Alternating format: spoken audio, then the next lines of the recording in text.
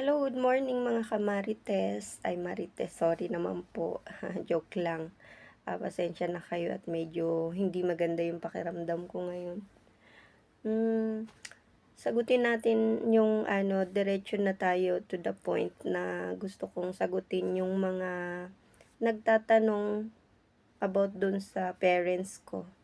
Actually, yung parents ko is namaalam sila ng yung father ko is September, yung mother ko is October. Buwan lang yung nila, yung pagitan. So, to the story short, yung parents ko po ay merong mga high blood. Pares po silang stroke patient at yung mother ko ay may sakit sa puso na. So, at the age of 75, yung mother ko is na-stroke and diagnose siya na may sakit sa puso. At age of 80, ang tatay ko ay na-stroke, na-comatose siya ng 3 days.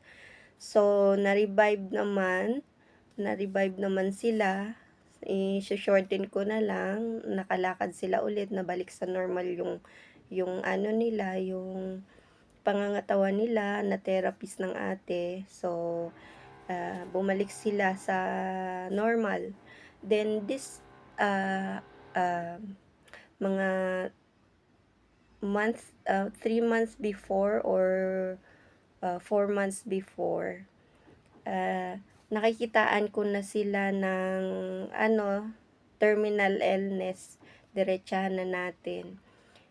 Dahil nga ako ay may kaalaman nga kahit papaano sa proseso ng terminal death, kasi po nag-stay ako sa ospital ng pabalik-balik kami sa ospital nung alaga ko bago siya pumanaw.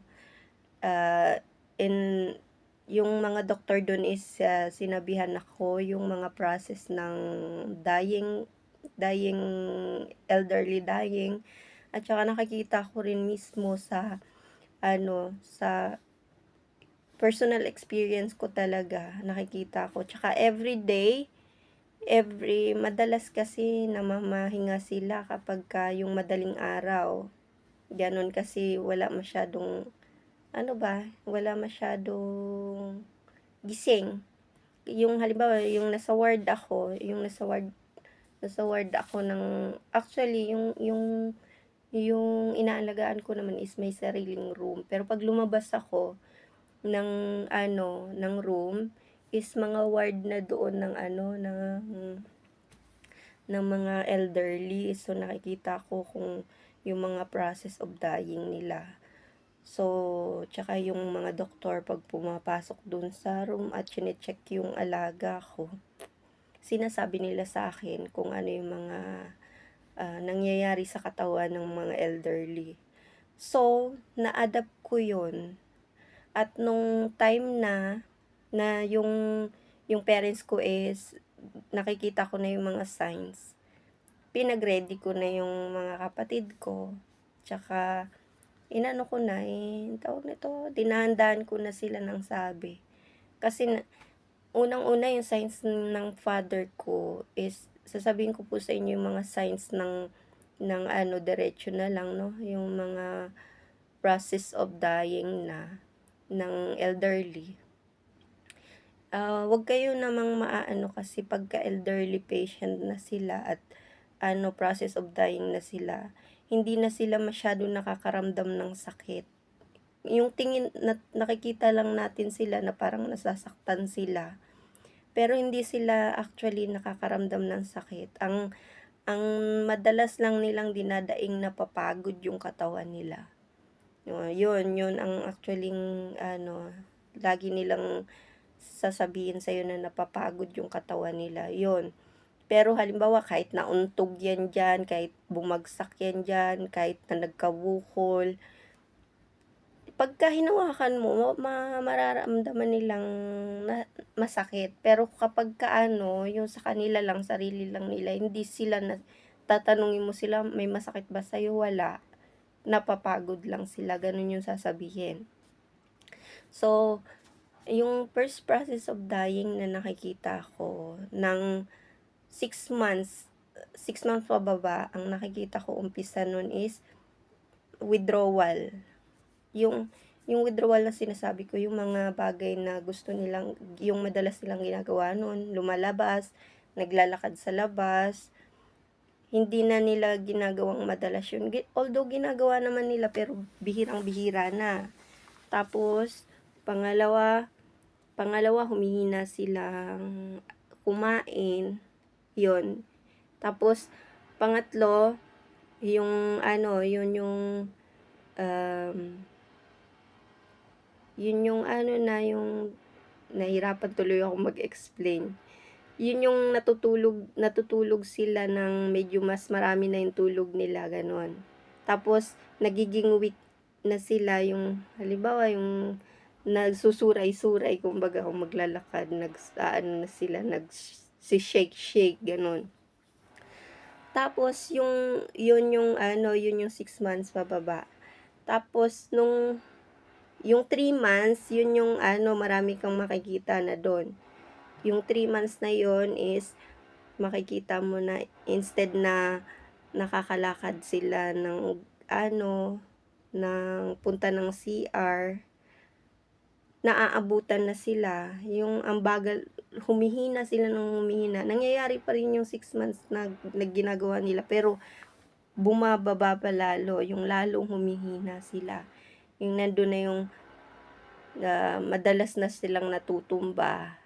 Nandun na yung konting lakad lang nila hinahapo na. Nandun na yung pagka ano, madalas silang matumba. Yun yung kailangan yung bantayan, madalas silang matumba. Tapos nandun na yung pagka 2 to 3 months na, ay 2 to 1 month na, andun na yung nakikita nila yung mga hindi natin nakikita. Yung phenomenon na ano ba, yung hindi mo maipaliwanag na phenomenon siya na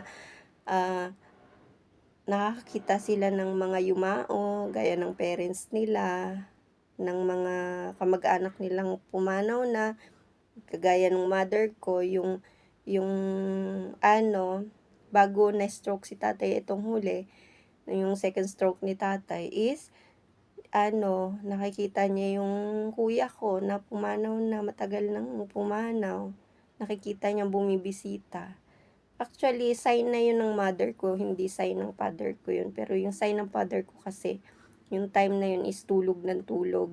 Ang ibig ko sabihin na tulog ng tulog, yung 8 to 16 hours siyang tulog na hindi kumakain. Tapos kumukonti ng kumukonti yung kain niya. Tapos lagi siya natutumba.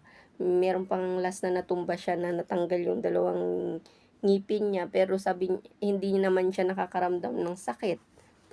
Tapos ano, yun yung bago siya ma-stroke. Yung na-stroke siya, nagkaroon siya ng wave.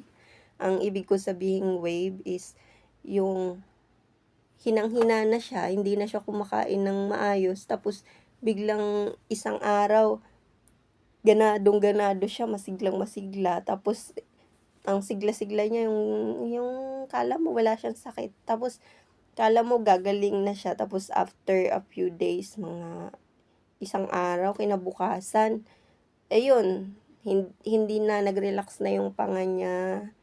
Tapos ano, sumusuka siya. Tapos yun nga, yung nagre-relax na yung panga niya, tapos hindi siya makalunok ng maayos. Tapos di na siya makatayo. Tapos at that night, kinabukasan, he passed away. So, yun yung ano, yun yung tinatawag na wave. Hindi ibig sabihin na nagkasakit siya tapos biglang sumigla, tuloy-tuloy na yon. Hindi po ganun yun kapag ano, elderly na. Parang wave po ang tawag dun. So, ang mother ko naman is, ang sign ng ano niya, terminal death niya is yun din, humina rin siyang kumain. Yung 3 months pababa, yun yung nakikita niya yung mga hindi natin nakikita. Kinakausap niya yung mga hindi natin nakikita. Tapos, yung ano, last month niya, dun talaga marami akong nakikita sa kanya ng terminal death. Kay father kasi hindi masyado, yun lang yung kay father kasi relax naman yung pag-ano niya, yung panaw niya is hindi siya nag-suffer, hindi siya masyadong nag-suffer, relax siya. So, yung mother ko ang marami akong nakikita nandun yung, isa sa sign ng terminal death is yung naghahawak ng mga corner ng mga damit, ng mga naghahatak ng kumot. Yun yung yung 'pag naghahatak ng kumot, yun yung weeks na lang yung bibilangin niya. Yung naghahatak ng kumot, nag, ah, yung sinusundan yung linya ng tahi ng mga damit, yung mga laylayan ng damit, yun yung weeks na lang yung aanuhin nun. Minsan 'pag makikita mo yun sa last week na yun, makikita mo yung gano'n. Pero makikita mo rin yun mga 2 weeks gano'n, to 3 weeks, 2 weeks gano'n pababa, makikita mo rin yun. Pero ang karamihan dun na nakikita ko is 1 week. 1 week na yung makikita mo na naggaganon siya, naghahatak ng kumot, naghahatak ng mga laylayan ng damit, tapos ano ba yun, parang may inaabot siya sa hangin, hindi mo alam kung ano. Kung para siyang may kinukuha sa hangin, may inaabot kumbaga, gano'n. Weeks, yun ay weeks, makikita mo yung weeks or karamihan do'n, yung time na yun is makikita mo yung, na talaga siya, yung last week niya na. Day na lang yung bibilangin niya kapagka gano'n nag-aabot sa hangin tsaka tapos naghahatak ng kumot, yun days na lang yun. Tapos yung nagwi-withdraw na siya, hindi na siya nakikipag-usap masyado. Pagkakausapin mo yung kagaya ng mother ko, nakikita ko sa kanya, alam ko talagang magpapahinga na siya kasi nung mga month before is nakakausap niya pa ako. Tapos katagalan nung days na lang yung binibilang, is nakikita ko na siya na 'pag kinakausap ko siya, tumatango na lang siya. Tapos hihiga na lang siya ulit. Tatango na lang siya sa akin. Tapos sasabihin niya ayoko. Tapos yun, humihiga siya. And then, yun yung nakikita mo doon yung humaharap sila sa dingding. Na ang ibig ko sabihin, no, 'pag natutulog sila, nakaharap sila sa pader, madalas silang gano'n pagka malapit na sila. Madalas silang humaharap sa pader.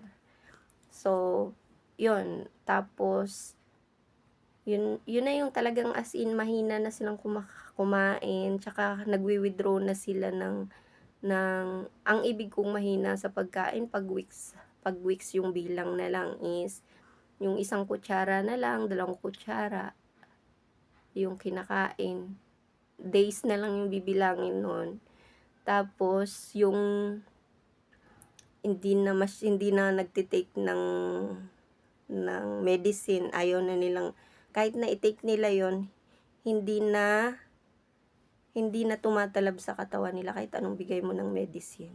So, kahit na anong gawin natin, magwi-withdraw na yung katawan nila. So, ganun yung nangyari dun sa alaga ko bago pumanaw.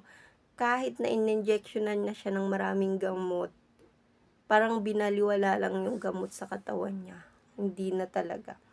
So, yung mother ko naman is ganun din. Yung last week niya, ayaw niya nang lumunok ng gamot. And then, pag lumulunok siya, napapansin na ng ate ko na parang ang bilis-bilis niyang lumunok na parang bumabagsak dun sa ilalim yung ganun din yung nangyari sa sa alaga ko. Parang si tatay din is ganun yung last week niya. Hindi last week, days yung makikita mo gano'n na 'pag lumunok sila is parang nandito lang yung lunok, tumutunog. Tapos, yun yung yung days na lang, nandun na yung tinatawag na death rattle. Yung maririnig nyo na para siyang parang humihilik ba, yung alam mo yung batang humihilik na parang may tubig yung lalamunan or yung nagagargle pagka magmumumog ka, tapos nandito yung minumumog mo sa lalamunan, gano'n yung tunog. Tapos gano'n nangyari sa father ko night before, gano'n din yung nangyari sa mother ko night before.